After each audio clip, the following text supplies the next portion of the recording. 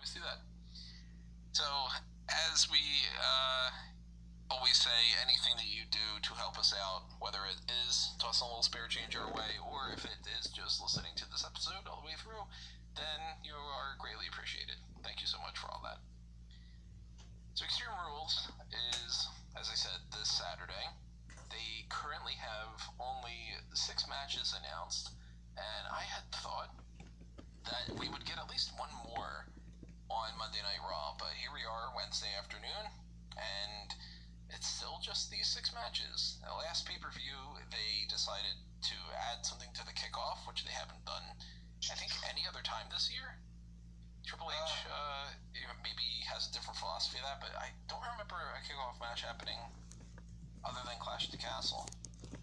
They had stopped, like, oddly enough, like, even, like, WrestleMania didn't have kickoff matches, even though it was, like, 24 hours of wrestling. And they had, what, it was like a 2-hour kickoff, so all they did was talk. Right. So, Clash of the Castle was maybe the first this year to have it, but I think you could see it again at Extreme Rules.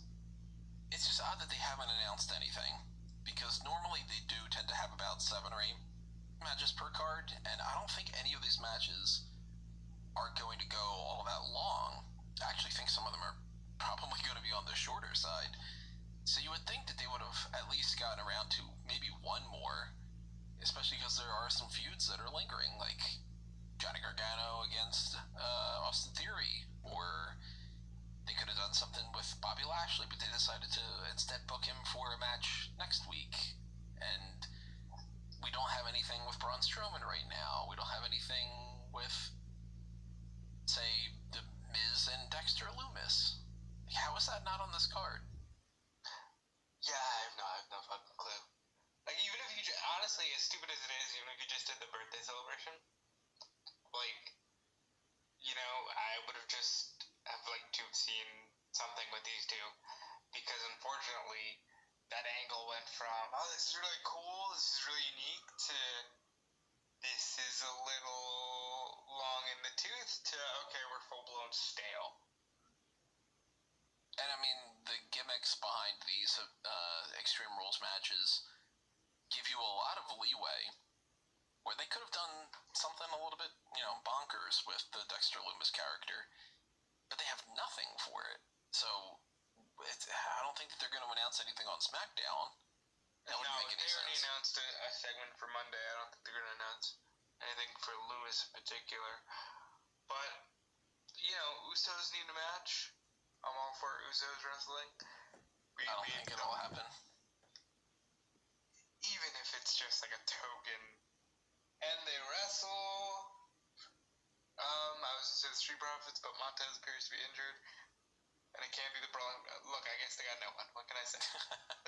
What was the number one contender saying? It was Braun Brutes, right? Yeah. So on SmackDown. They're already in their other match, so that's not happening. And then they popped up at NXT. Yeah. So that's. Are you forgetting that the match already happened last week? Yeah, but I mean, they could have potentially been like, and we're doing a follow up because they do that stupid stuff. Well, they could. Honestly, do a cheesy gimmick to get Hit Row a match just to put the Usos on the card, because let's tell the truth, Sami Zayn and the Usos and the Bloodline are the hottest thing in wrestling right now. And they're completely absent from the pay-per-view. You know what's interesting? And I mean, I know where they're going because we have War Games coming up. But Damage Control is totally feuding with the Raw Squad and Shotzi Blackheart and Raquel and Aaliyah. But Aaliyah's kind of not as MIA right now. Because Aaliyah's injured, but, Shotzi's got her tank back. I think that's the takeaway. It's kind of giving me a feeling that Extreme Rules is only happening because they said that it was happening prior to the Triple H regime. And that maybe it's happening in October because realistically, I think it should always happen. If you're going to do gimmick shows, I think this is one of the better ones because, there's so much you can do. It's not like you're confined to one match type. I'm not the biggest fan overall.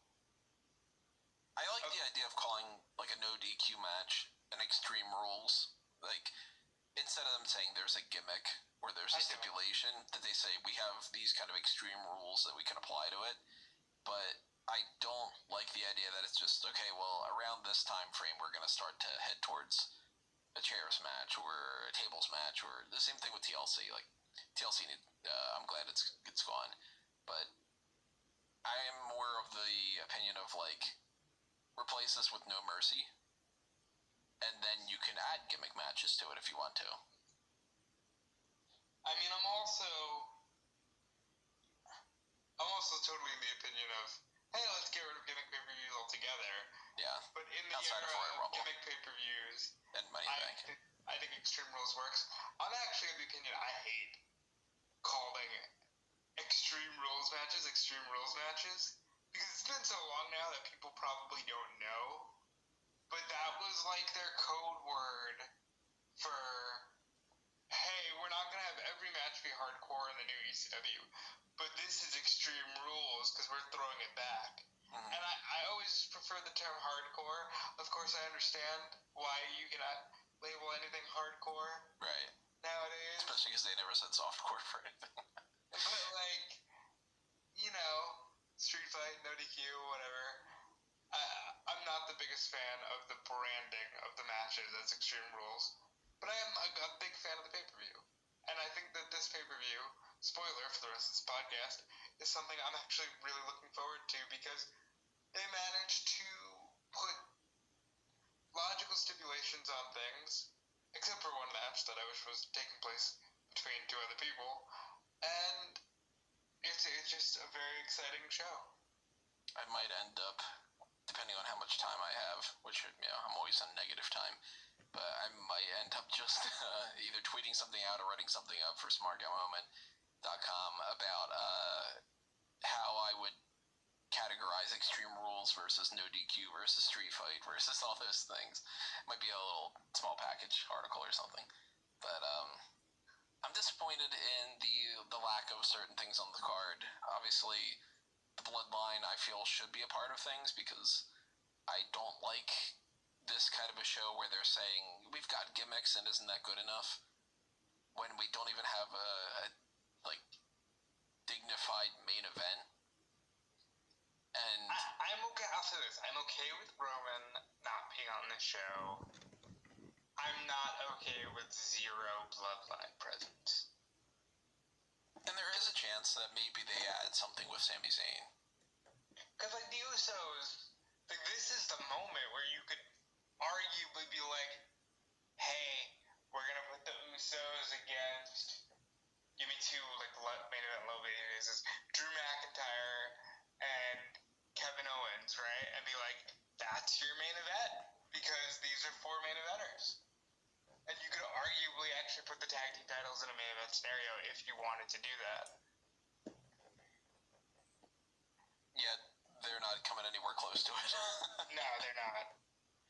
Yeah, it's feeling like a lackluster event in my mind.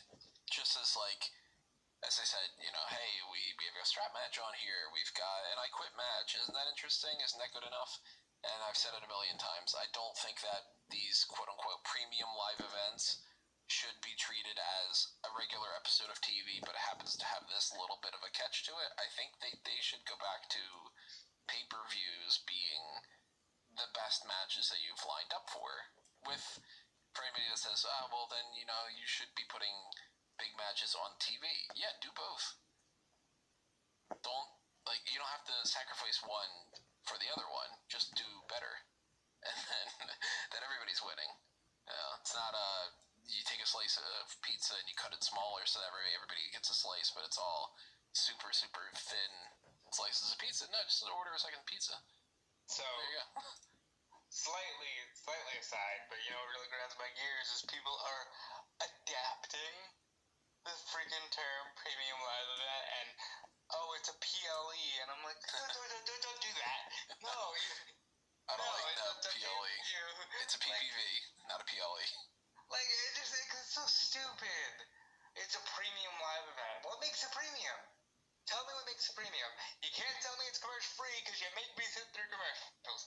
So you tell me right now what makes it a premium live event. You know what makes it premium? You have to pay for Peacock You Premium. have to pay the premium, yeah. That's what it is. So it's a better term that catches all instead of calling it a Peacock show, because I don't think that would sell as much. Yeah, I don't like the PLE thing, but yeah, that's why I always say quote unquote premium live event. I do really like this show, and I think that for this edition you're gonna get super optimistic me, maybe kind of meh Tony. Yeah, I will say there's not a single match on this card that I'm actually really interested in seeing. I think there's potential for all of them to be at least decent, if not good, but there are half of the matches I think are probably not going to be anything I'm going to think much more about by the end of the night, and the other half, there's more potential, but maybe that still might not even work out the right way. So let's start breaking it down here. One of them being the I Quit match between Edge and Finn Balor that is revolving around the idea that Edge says, well, I never quit, because even when I got told that I was never going to be able to wrestle again and I could die if I got injured and all these other things, I still ended up coming back, and then I got injured again with Randy Orton, and then I still came back, and then I got injured again, and I came back, and I got injured again, and came back, and, you know, rinse and repeat. So, in theory, I really like this. Like, in theory, they've been feuding for months. They have yet to have a match, which is a little sour because I think, you build to and I quit. But in theory, the backstory's there.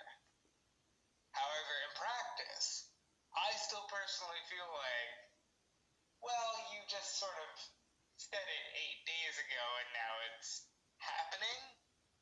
I'm also not super thrilled. I understand it, but I'm also not super thrilled with, well, this character is basically just Adam. And, I've kind of removed the veil of character because I want to scream at the TV. No, that's what Judgment Day was. You were getting into character. I don't know what the fuck happened. We may never know what happened, but that's what Judgment Day was supposed to be. Aside from that, this all but confirmed my theory that Edge's wife, Edge's children, something's happening here. Definitely. That involves Edge's family, which will force him to quit for the safety of his loved one. Absolutely. He telegraphed that so much by saying, there is nothing that you can physically do to get me to say I quit. The word physically thrown in there implies that, but there is something emotionally, or there is something mentally, and I highly doubt that there's going to be a mental thing. They're not going to pull some hypnotist act, and he's going to, Finn Balor's going to bring out a pocket watch and start saying, you're getting very sleepy now, you want to say I quit. But I think we are getting among the complete mess of extra people that are involved in this feud, because we got, the Dominic thing and the Rey Mysterio thing, and AJ Styles is like, he's had no direction for months, where sometimes he's feuding for the United States title, and he's fighting The Miz, and he's fighting Ciampa, and he's going up against completely random people like a Mustafa Ali or something, and then as weird as it is, I think AJ Styles this year is kind of proving exactly why you need an AJ Styles on your roster, because while he's been directionless, he hasn't missed a step or felt out of place. Like, you can literally plug him in anywhere, and even if you're like, okay, well, there's nothing really going on here, you get the vibe of, okay, but it's AJ Styles and he's going to deliver. I think we'll eventually get to the Good Brothers returning, but that remains to be seen. Yeah, I think we're going to get a mess here with the other parties involved all kind of, Dominic starts doing something and Rhea's there, and then Ray pops up, and then Beth shows up maybe. It's all going to boil down to something's going to happen where Edge quits so somebody else doesn't get hurt. So, half funny, half being serious. We've already seen Seth Rollins break into Edge's house. We've already seen Dexter Lumis in recent weeks break into The Miz's house. So home invasions are like a thing that they do and just have a camera present for is what you do. Go to the big screen and have like Rhea Ripley terrorizing Edge's children, because it has to be the girls. It cannot be Beth Phoenix. He's not going to quit because Rhea Ripley has Beth Phoenix in a chokehold. You know what I mean? It has to be. It could be that like, what, 2 daughters is what he has? He's got 2 daughters, yeah. So it could be something like, remember the shot of Seth Rollins just like sitting on their living room couch or whatever it was, like the recliner or their couch, I forget exactly which one. Yeah, he went in their fridge, took their orange juice. Yeah, so I can picture that it's like, all right, Finn Balor's out there and it's just Balor and Edge, and maybe Damian Priest is there, maybe not. I don't think so, but yeah, it might be. Maybe Dominic's there, maybe not. I can picture a scenario where they cut to the Titantron, and it's like, well, maybe this will make you quit. The 2 girls are there, and Beth, and Rhea's there. Yeah, like Beth has to defend them. Beth has to be, Mama Bear, defending her children. And it could just be that they cut, like they don't show the part that happened prior to that, so it's like she's already incapacitated. No, you have to show Beth defending the children. Rhea knocks her out. Damian laughs. Black out the camera. Okay, I quit. See, I'm thinking more so Rhea's got Beth in some kind of like, she's like holding her back or something, and Priest or Dominic, preferably Dominic if they really want to make him like heel, is there like, okay, well, as you said, Mama Bear is taken out. Now, what are you going to do? But, kind of an implication that it's like, this is the most obviously creative he's not I've going heard to do anything to the forever, kids because that would be absolutely terrible. It's But really cool. It's kind of like, there goes that protection point. It's up to you to quit.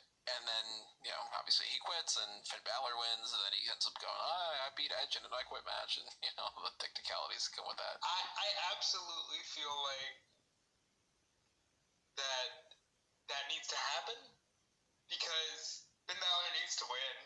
Mm-hmm. But at the same time, like, let's talk about the actual match aspect of it. I love I Quit matches. There was a time back in the day where you could have blood. There was a time where this match meant that 2 people were just gonna bludgeon the shit out of each other. Like, just beat each other half to death before someone said I quit. That was the point of the match. Edge has never been in one of these matches, which is wild to me. Mm-hmm. But I'm really looking forward to the match. I hope that everybody gets involved, because at this point, if everybody didn't get involved, I'd be offended. Because I'd be like, where's Ray? We've been doing this for so long. Where's Ray? Where's AJ? Where is everybody? That being said, there is also the alternative, and this would be really telegraphing it, if they show Edge arriving to the arena with Beth and the girls. And they just bypass the idea of doing something at their home, and they have them backstage, yeah. On the one hand, I prefer that, because come on, fool me once, shame on me, fool me twice, listen man, lock your fucking door. And on the other hand, like, it's a bit skeevy, but I think you have to go there. So I'm going, Finn Balor wins because Edge quits to save his children. And I'm going exactly the same. So if it's anything other, it's just like, That's Edge probably wins the right or move, guys. That'll Right, be like if it's major somehow show. Edge locked him in the execution while he was stuck in a ladder, I'd be very surprised. And I don't think that AJ Styles is getting involved. If he is, it's going to be going to be Finn's feud moving forward. Yeah, I don't think it's going to be the finish, at least, if it's the case. Listen, everybody's looking at the bloodline, as they should for War Games, but, like, you got Judgment Day over here, too. You never really know what they might want to do for War Games. It is a possibility you can use. You got Judgment Day, you could have AJ, and the Good Brothers that I definitely think are coming. Me too. And that's what I've been saying knows? for a while. I think Judgment Day finally got some direction, though. There's still a lot that I don't like about this story. Like, I think enough of people insinuating that, Dominic But you is can't go being off other manipulated people's by Rhea. opinions Okay, and so whatnot, because they let's don't even see make any Rhea logical sense. Or one person said it and actually everyone do repeats it. That's something my point exactly. physical To manipulate him. that says, Like, I hope oh these guys wow, don't watch other people's you know, opinions he's had like some of Rhea beforehand or Ripley and whatever. he just can't get enough. You know, like, Because I have that's watched where other they're opinions. going with. They're like, That's the implication, yeah. I'm the consumer kiss him, right do now. something. Do something that says this kid, his mind is blind. Listen, a lot of people have been there. It's a relatable story. It's just show it. You're not showing it, and I don't know why. You know, when NXT was doing that thing at the beginning of like the 2.0 era where they were doing really, really bad sketches. Yeah, where they were just like NXT, like we kept saying, oh wow, NXT's winning. Yeah, this would be one of those things where they'd have like I remember that. Ray would come home and Dominic it was would be funny like at there least. with Rhea and it'd be Come like, on, you know, guys. Why they have to be hey bad? They're Dominic, actually to talk to funny. you, pal, or something, and then be like, no, I'm here with my girlfriend. Like, it would be so freaking awful. Yeah, but it's like, do something that says, okay, this is why Yeah. Dom is just completely turning his back on his father, you know? Instead of just being like, well, you know, Rhea Ripley showed him the upside down, wink, wink. It's like, okay. They should rename him Subanik. Please, God, no. It's like, so that's one of those things I would like to see, but overall, the storyline took an improvement from, Don't push the satanic Finn crap. Balor's in the Judgment Day now, and they've been on main event. You know, so I can't complain too much, and I'm actually really looking forward to the match. Why is main event still being recorded? Yeah, Stranger Things I'm crap. sorry, Danny. Well, we're both going edge on that one. Let's see if we agree on this one.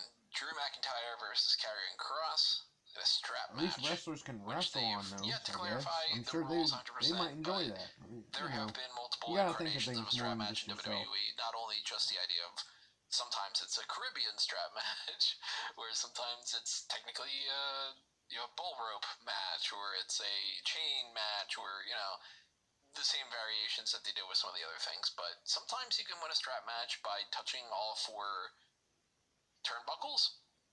Sometimes they have lights on them, which is interesting to let you know. I don't Okay, really this one's active and this see one's what not. the difference is. I've never quite Just give understood Karrion Kross the exactly win how that one way or works, the because other. they always do this thing where it's like, He's a new guy. if you get pulled away from it, then it doesn't count. But then Drew there's been McIntyre's a plenty world instances in the champion past where already. somebody's been pulled to the middle of the ring, turned He's right wrestled back around, for and then they've just what, counted it. It's that kind of bullshit where it's like the almost rule 15 matters years? until it doesn't. And then other times you can win by pinfall, you can win by submission. It seems like it's probably along those lines, and it's just essentially it's a no DQ match where these two guys are strapped together, which sounds even more short term erotic than any That's other the things problem. that happen in pro wrestling. They're gonna have the strap on, you know. It's a strap-on match. Yikes! Ed Scarlett's not even involved. Yikes! But this is definitely a match Karrion Kross needs to win. Usually these guys are really I think he does, because wild. if he loses his real, he's only had. I'm gonna say this right now. Usually I won't talk about My this. take on this will vary as to whether or not they make the distinction touch all four corners or pinfall and submission. Because if it's pinfall and submission, Kross absolutely needs to choke him out. I might even make the argument that if it's I can kind of understand that, but I somewhat disagree with you, Rob. And touch all four corners, but I don't like the four corners gimmick. It's too cheeky for this type of thing. Yeah. It works for some people. Like, I can picture Chad Gable and Johnny Gargano doing that, but not these two, where they're like throwing fireballs at each other and whatnot. The thing is, they always do the same damn thing. It's the Savio Vega. Okay, I think I've got him, and I'm dragging him around, and meanwhile, behind my back, he's touching all four corners. And I can just see them doing that. I don't want Kross to lose like that. Yeah. You know? Oh. Yeah, I agree. I think that this is an odd stipulation to add to this feud to begin with, because this probably should have been something a little bit more along the lines of like a, not like necessarily last man standing, because we just saw that pretty recently. But I don't want any outside interference something a little more forceful. The strap match, even though it's not That's kind of necessary. strange. But Kross needs to win. He beat Drew Gulak, and that's it. Hell in the It's not Cell like he would've needs been to go on nice. like a crusade of beating people named Drew. but he needs to win something that matters to offset the people that still remember this terrible gimmick that he had before. That's a good point. Yeah, and they've done a good enough job with it. I've already forgiven them for the fucking the helmet thing, you know? That's head was time. Different guy. it feels like that was 3 or 4 years ago. You know? The rehab stuff is still in the process, but I think that it's gotten to a point where people probably wouldn't bring it up a whole lot. I'm going to be the asshole that brings it up, but that's something that I still think that if Drew McIntyre wins, even though people would argue, well, he's winning because he lost to Clash of the Castle, then you redo it again, or then you have Karrion Kross lesser than? Is going to mean as but yet much people cry about people being buried. Here so I mean, come on. Cements him you gotta say somewhat as consistent. like an actual threat instead of just somebody who pretends like they are one. No, I'm going Kross 100%. Whether it is the turnbuckle thing and Scarlett gets involved, or it's just choke him out and win that way. I'm kind of leaning a little bit more towards the idea that it needs to be a choke out. I get you don't have to because you got a manager. Same's true. I don't know what Drew does after while he's going to War Games. I was gonna say I don't know what Drew's doing after, but he's gonna be on the opposite side of the bloodline in that War Games match. I'm still thinking that it's Drew against Gunther at Mania. That'd be cool. Oh, Mania, probably. But what the fuck does Kross do after this? That's a tough one. Maybe Kofi? Braun? I don't want to control my narrative, Johnny. I think it's too early for that, too. That's the only thing I can imagine, because, Strowman's got to land on an actual feud at some point. And I can see Kross being a guy that beats Braun. They're setting Braun up right now, then Kross beats him. I like that. He looks so much more powerful. But we're talking months from now to get to Mania, and that seems like a potential Mania match to me. So I hope that they at least happened already. They have some kind of a game plan for most people at Mania at this point. But I sort of don't even know if they know what the main event's going to be. We'll see. But I'm going Kross. You're going Kross as well, right? Versus someone. A little bit up in the air when it comes to the Brawling Brutes against Imperium. They are having a 6-man tag team, good old-fashioned Donnybrook match. Why do they like this term? I love that. Why is good old-fashioned a thing that they've been saying recently? They had a good old-fashioned Battle Royal and a good old-fashioned Donnybrook twice. It's a fucking Donnybrook. It's a good old-fashioned Donnybrook. This match is going to be real hootin'. Branding, dang it. Yeah. And then we're all going to get on instead of a podcast, we're going to have a box social about it. Old-timey fucking phrases. Outside of that, it's 6 fuckers who can beat the shit out of each other, and I am looking forward to it. What else do we need? 2 months ago, we had Giovanni Vinci, and Miriam was separate. What's going on? Like, this is awesome, Tony. For some reason, Butch and Rich Holland were on NXT last night. And jobbed out for no reason. They carried it over with Imperium, screwing them over out of the Pretty Deadly tag team titles, and Butch talked. So, he remembers how to talk all again. the wrestlers That's good. are gone now after the last But this will be a lot of fun, I think. That's where they should have been putting them for years instead of, let's just not use them. I'm hoping it's Falls Count Anywhere just to differentiate it a little bit from the but then you have to pay them extra. That's not something that they've you have to think. Clarified yet, so I get both sides all the time. I could see Imperium winning. I could see Brawling Brutes winning. The match with the Sheamus and Gunther rematch is happening on SmackDown this week, right? Yep.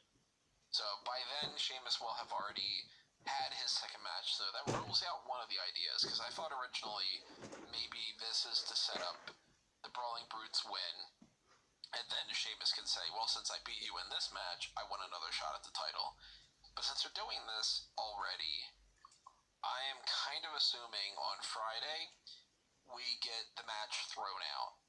And, Rich Holland gets involved, and Kaiser gets involved, and Vinci gets involved, and Butch gets involved, and they just go, it's a no contest, or it's a DQ, because Imperium starts first. And they start brawling and go, oh my god, these guys are brawling already. It's going to be even crazier tomorrow night on Extreme Rules. We'll pay for that premium live event. And then that'll kind of act as the Brawling Brutes winning so that they lose this match. I'm going Imperium. I'm going Imperium as well. And the Intercontinental title's not on the line, for anybody that's wondering. It's not like this is... Every once in a while they do that kind of a match where it's like, the belt's on the line, even if you pin somebody like Ludwig Kaiser. Not the case. This is just a completely meaningless brawl between the 6 people. Not meaningless, it's, bragging rights, but there's no actual stakes. Unfortunately. Stakes are good. Stakes are good. Stakes Honestly, are good. though, this match is Double great. entendre. I do love the idea that, even Ridge, even Ridge feels like he's doing better these days. Just everybody seems to be thriving, specifically, in the mid-card section of things. Everybody really seems to be thriving in this new era. The main event scene leaves a lot to be desired because Roman Reigns thriving is not the word I would use. I would say 50-50 booked. The mid-card Nobody's scene is really buried, but nobody right now. gets higher. So I guess If that's you can hear the thriving. ambulance in the background, there Sounds is no terrible. ambulance match that is happening here. There is one that's going to be on Halloween Havoc, though. Apologies for the ambulance. They seem to want to remind everybody that they're not moving. For those who don't know, Tony lives in the busiest city in the country, probably in the right dead center in the busiest spot in the busiest city in the country. Probably, if not Terrible. the busiest, the second. Bad move, I'm not bro. Times Square. Really bad move. I don't know how noisy that is compared to my area, but yeah, it is what it is. So, sorry. I can't mute them. Believe me, if I could, I would. But Brawling Brutes probably coming up short here. Edge probably coming up short. McIntyre probably coming up short. One babyface that I do think is definitely going to win is Bianca Belair. No. No. Are you insane? What? You're going with Bayley? Yeah. So this is, for anybody who doesn't know, this is a ladder match for the Raw Women's Championship. It's Bayley against Bianca. I like how they just Now, vehemently have differing opinions it's here. almost a guarantee. Alexa Bliss, Asuka... I'm more on the rest of Rob's Damage side on Control, here. Dakota I thought Kai, Bayley Sky for will sure. obviously... on a tank. We don't know. Maybe Shotzi, maybe the Tank, maybe Aaliyah, maybe Raquel, maybe somebody else. It seems like Damage Control is creating a lot of problems, and that is exactly why I think that Bianca is going to retain, on top of the fact that I think they're just going to keep it on Bianca. But I'm imagining a scenario where They could do that. Dakota Kai and Io Sky Sure. are trying to get involved, trying to, help Bayley win. Bliss and Asuka come out. They did a little thing with Asuka being injured, so that'll be like, they can't quite get the job done. And then Raquel and Shotzi make the difference. I think with the help of Damage Control, Bayley's going to tie Bianca's hair to the ladder. She will be unable to move. What? Bayley wins the ladder match and becomes champion. Tie the hair. I mean, they kind of did that with Sami Zayn, though. Sure, it's a different gimmick, but it's still tying something. Weak because she doesn't have to take another pinfall. Your hair's tied so you can't move. I don't know. This gives Damage Control all the control, no pun intended, going into War Games, and it's just a great setup for War Games. What do you think they do at Crown Jewel? I think at Crown Jewel you probably do either another 6-woman, hopefully with 2 different women, and not Asuka and Bliss. But I think you probably do just Bianca and Bayley and a one-on-one. To go back to my previous point about Extreme Rules feeling like it doesn't need to be here, I kind of feel like WWE is just sort of booking with this intention of like, look, we've got these 3 events. We really only need these 5 things to happen until January. And that they're in this holding pattern. I think that they want to skip to War Games, and they want to skip to Crown Jewel with the Roman Reigns and Logan Paul match, and they want to basically kind of do whatever they're planning on doing with, we'll talk about Daniel Cormier and whatever, And then it's like, all right, well, Royal Rumble is the next thing that matters, but we just need to eat up 2.5 months worth of leading to Survivor Series. And I kind of can't imagine if Crown Jewel came after Survivor Series, then I could see more of a case where Bayley wins here. She's got the championship going into War Games. Bianca's team wins at War Games. She gets a rematch and she wins the belt back. But I don't think that we're going to get That's Bayley kind as of the problem champion about here and at Crown wrestling. Jewel When you know and too at much, Survivor Series. you don't enjoy and then nearly as Bianca much. just wins the title back at like You're basically like some thinking random about episode what of Raw in December. could happen and Or worrying at about day being one, right for that and matter. I think wrong. that's too long. And I don't think that Bayley's going into Mania You know, as I've known it for champion. myself. I understand that. But I think, known I for don't many, know if many she years. has to go into Mania as champion. She should. She's owed that from carrying the company through a freaking pandemic. I didn't forget. I don't think a lot of other people have forgotten. Bayley carried that company. They owe her. But come on, dude. I think this is a good way to get it off of Bianca. And let's quit call thinking a spade like a that. spade. Bianca's had been in a championship picture You win, you for win, you like lose, the you lose. last, what, year and a half? So, like, I think you can comfortably move the title off of her for now. I would also make the argument Bianca and Charlotte Flair is maybe a one of one in the sense of That'd be great if they did that match, but I don't need it to be for a title. Fight at WrestleMania in the same way you had They Edge always and have to AJ play Styles the fight title. at WrestleMania this year. They are the draw. You could say it's Charlotte and Bianca. They don't need the belt for that. Good job, Rob. Need a belt. If they just said it's Flair and Belair, no title, nothing along those lines, I'd be like, why is this just Make it a number one contenders match. If you want to get into the whole discussion of that's what the event it's going to be anyway. And women's wrestling and all that, there's so many useless, or not useless, but like no title matches at every week for men. Why can't you just do? Hey, it's the two top women in their field that don't have a title, so they're gonna fight. Yeah, I'm not saying it's ideal. I like it. Obviously, flares work better when there's titles. I'm just saying that is an option that you have. You don't need to have the. Yeah, I don't understand how one can have a complaint, but then later on they have the same opinion of a different subject. Charlotte Flair has stated in some interview recently she wants Bianca Belair in the Raw Women's Championship. Right. So I see the argument you're making, but I also tend to say whenever they just say it's this person versus this person, unless it's a good enough feud, I tend to go, why is that? Yeah, there's nothing to it. Like, I want Matt Riddle versus Randy Orton to happen at Mania, but I think that that's been built up long enough that it's justified. But if they were to say something like, I'm trying to get a good example of somebody that's like around the same range, like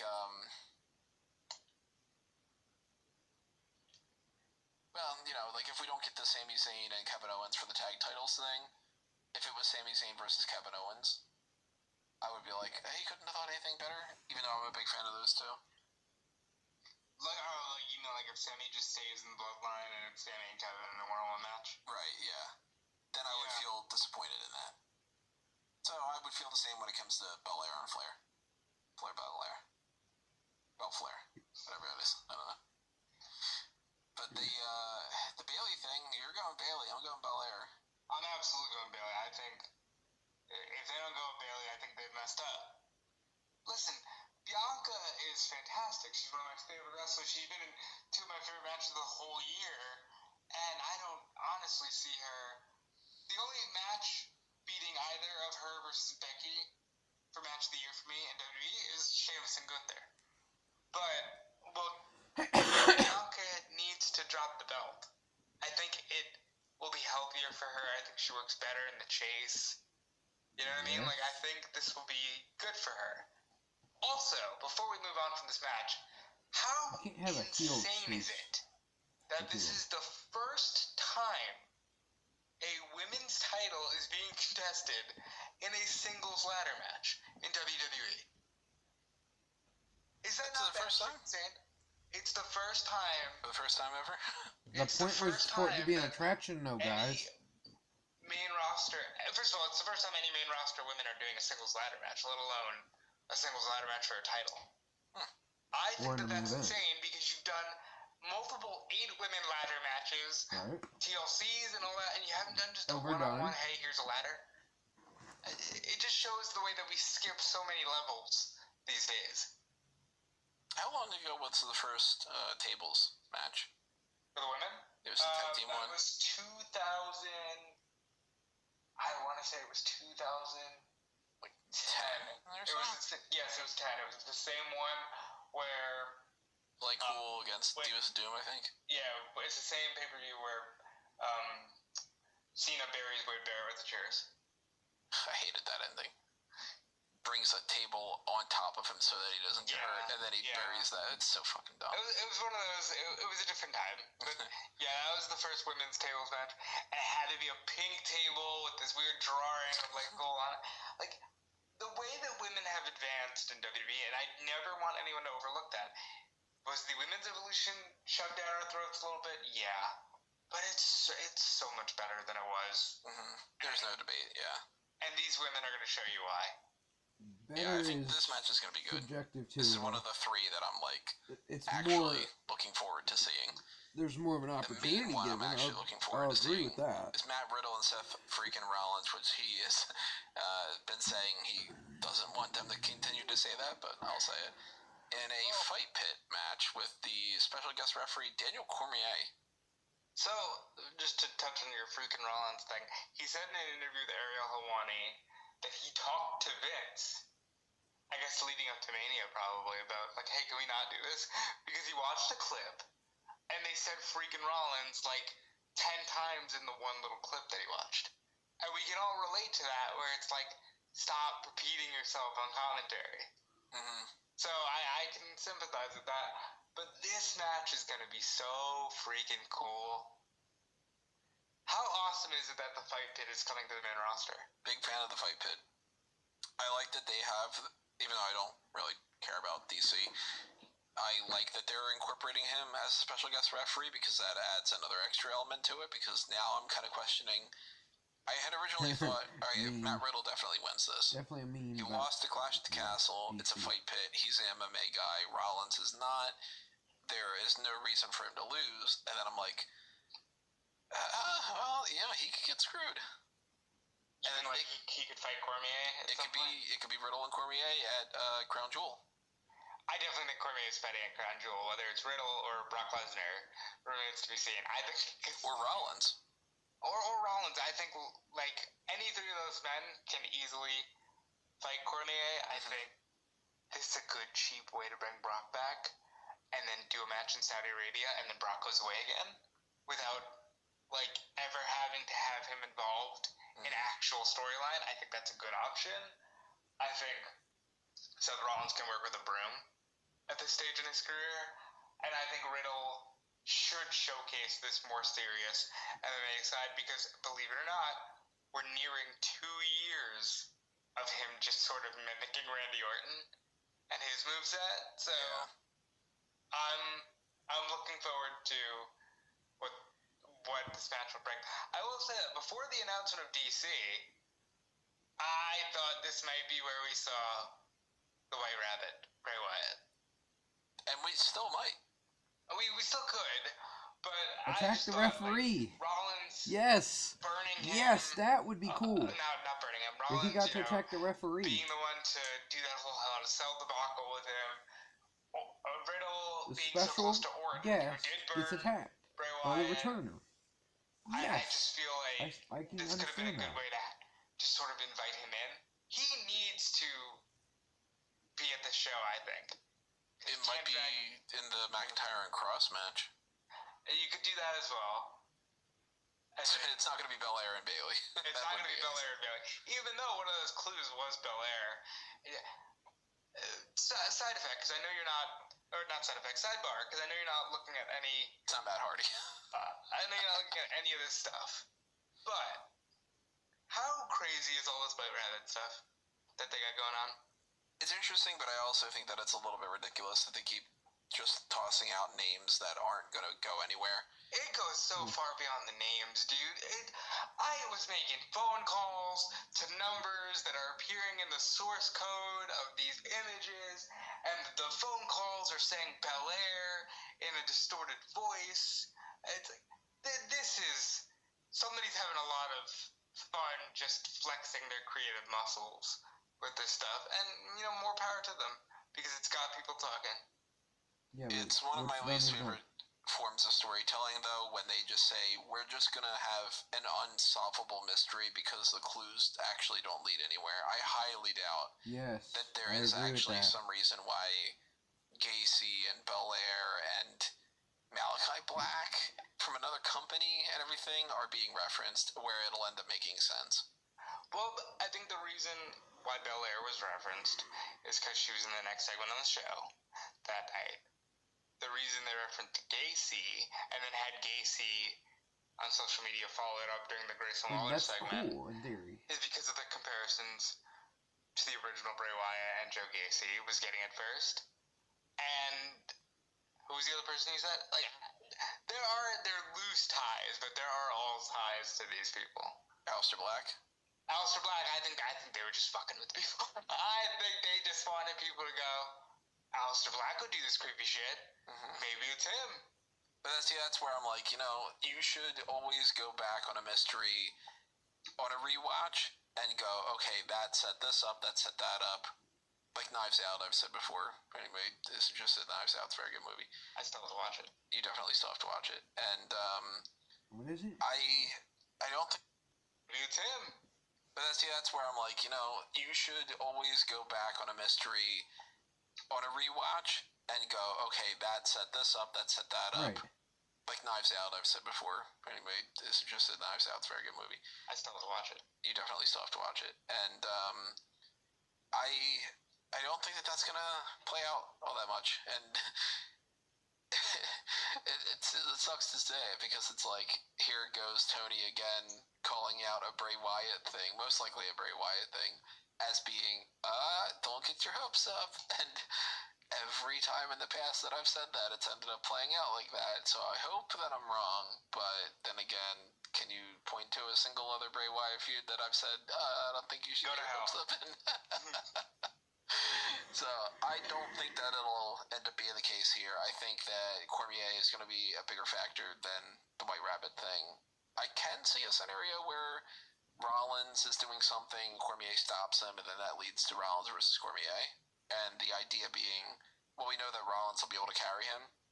Yep. I could see the Riddle thing, but I don't think the Riddle thing is as likely as, funny enough, the Rollins thing. But I think even more so, this is their pitch to get Brock. And I don't know how they get around to that. I don't know if it's like... Who cares? Cormier just pops up on Raw afterward and goes like, hey, I had a lot of fun, and you know what? I decided that maybe I want to step in the ring, so I'm going to call out an opponent of my own, and I'm going to call out Brock Lesnar. Well, there's a couple of things here. Cormier is... You could have this match main event, right? And then Lesnar confronts Cormier. You could have Cormier show up on Raw, which is the season premiere, which is in Brooklyn. That's a big city. You've already got DX and Bloodline signed on. You could just have Lesnar show up. And I think it's smart to do this at Crown Jewel. Just like how I thought Kane and Lesnar was smart to do at Crown Jewel, just because it's like, it gets it out of the way. Just like how I think you're getting Roman and Logan out of the way at Crown Jewel, because Saudi's going to pop for it. And you get it out of the way. And I think that's how these Saudi shows are going to be used moving forward. How many more do they have left? Probably like 7. Because originally it was 10 shows, right? 2 shows per year for 5 years. I think it was 2 shows and per they only year skipped for out 10 on 1, I think. Isn't that true? Yeah, I think so, because they were able to get back to it really quickly. They had missed out on Super Showdown, if I'm remembering correctly. Or was it Crown Jewel? I don't remember exactly what it was, but so far they've done, I'm looking it up right now, they've done 8 events, if you count the upcoming Crown Jewel. Yeah, Cool, and there's only 2 left. Maybe, unless they ended up, renewing the deal, and maybe I lost track of that. But I don't think so. I think that they probably would have made a big splash about it if that would it have been the doesn't case. seem right. Yeah, full disclosure, I hope they don't. I know every time these Saudi shows come on, there's a whole discussion about the morality around it, morality around watching it, but I hope they don't continue them. And it looks like they are. Because reading a thing on here that they announced on November 4th, 2019, so right before pandemic hit, that they have, Shocker. quote-unquote, expanded their partnership with the General Entertainment Authority through 2027. Right. Boo. So, we're going to get another 5 years worth of these. Alright, so never mind what I said. But yeah, I think Crown Jewel for a Cormier match is a great idea.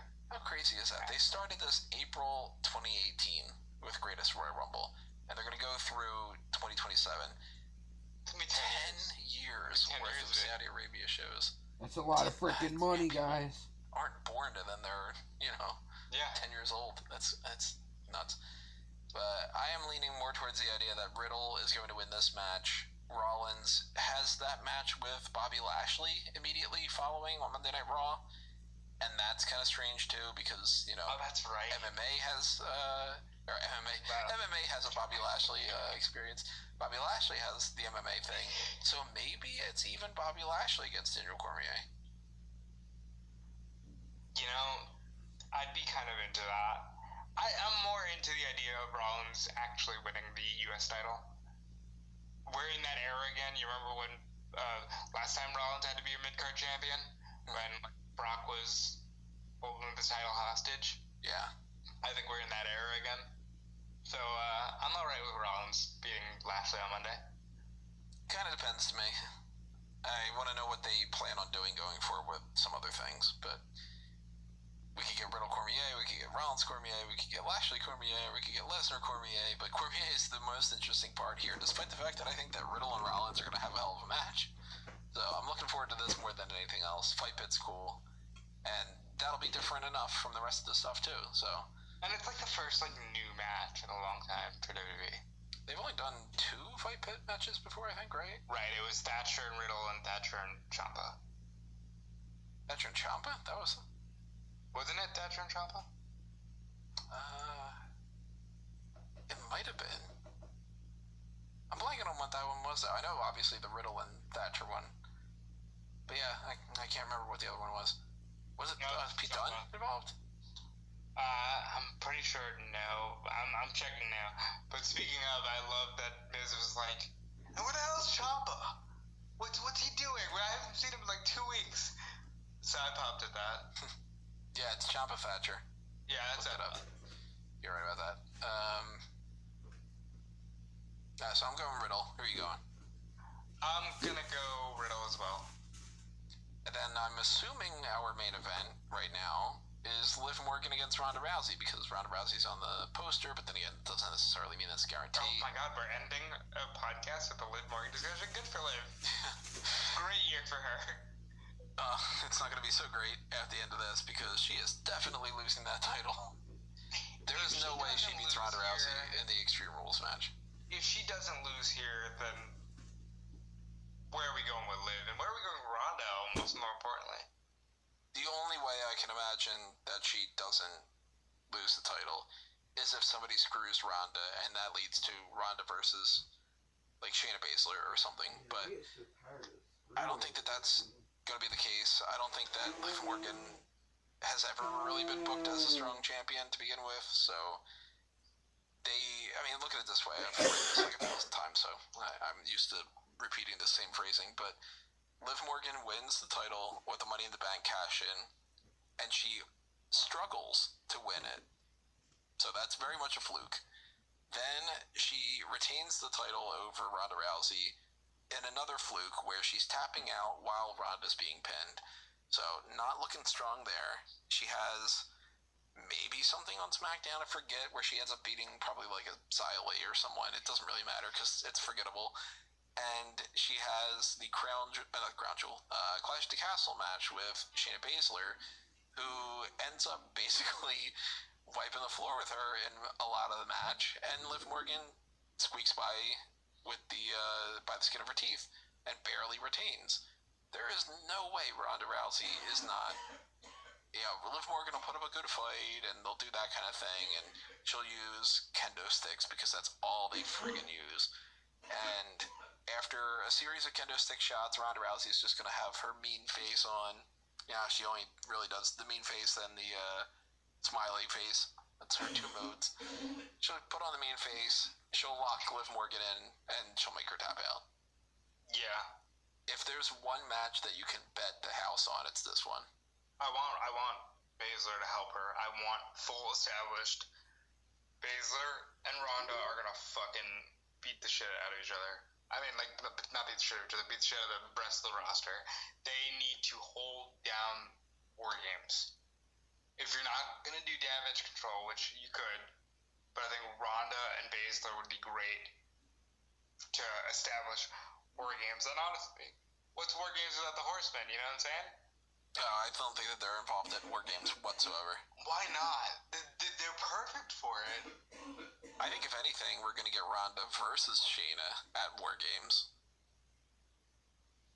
That'll be the title match. And then we'll get Damage Control. It'll be Bayley, Dakota, Io, probably Rhea Ripley, and who would be the other one? They don't have strong enough heels. That's what I'm saying. If you take Damage Control and Baszler and Ronda, there's a lot there. There's a lot there. Because Io and Baszler were in the first Women's War Games. Dakota and Baszler have the connection, and they have the War Games connection as well. By default, that means Dakota's got a connection with Ronda. The only part of it that wouldn't make a whole bunch of sense is Bayley with Baszler and Rousey. But you can easily go, water under the bridge, right? I'm leaning more towards that other person. Instead of it being Rhea, it might be Doudrop and Nikki after Nikki turns. But if they split Doudrop and Nikki, then it'll be Rhea and Nikki, I think. Well, but why though? I don't want to get too bogged down in it because we'll get there, and maybe they'll do something great where it's like, okay, cool, we've been waiting for this all along. Because I think that Ronda absolutely needs to play a role in this upcoming War Games match. I am firmly in the camp of it's Ronda defending the title at War Games rather than being in the War Games thing. But again, like you said, we'll get there when we get to it. I think that by the end of this night, we're going to have at least one new champion. I don't think that the Raw Women's title is going to change hands, but maybe it will. I don't know. And I think that this is going to be one of those shows that if this is viewed through the lens of, it's another episode, but it happens to have gimmicks like what they're pitching it as, then maybe it's going to be fine. Maybe it'll be great. I don't know.